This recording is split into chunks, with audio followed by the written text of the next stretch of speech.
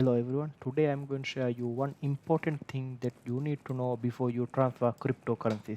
Here I have my Trust wallet and here I also have my Binance. So in here you can see if I go to here and if I click withdraw, in here network, here I can see many type BEP2 and BEP20. Today I'm going to tell you what it is and how you have to be careful, because I have seen many people lost cryptocurrencies because they send to a wrong network or they have selected a wrong network. So today I'm going to tackle that.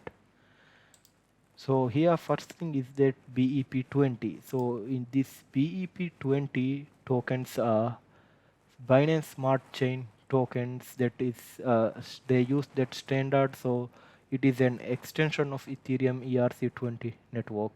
So here the thing is, I don't want to go to theory and explain all this. Here's what you need to know. So if you are selecting this network, so you have to make sure that the address you are receiving is also from the BEP20. So if you try to send a coin, so here let's say in my Trust wallet, here I have coin, not BEP20. If I have anything in BEP20, suppose if I type here something like, and here a coin from BEP20 network, and if I refresh and in here if I go here I can see BEP20. So if I'm transferring from BEP20 to my coin in other network or other app, so if I go to send and in here recipient's address, you have to write the address of that. So in here not withdraw, so that will be deposit of that coin, not Bitcoin, but I'm going to here choose Bitcoin just to demonstrate you. So in that one, what you need to do is in here you have search that coin. I don't know what its name is. Yeah, ADMC. Let's see if it is here or not.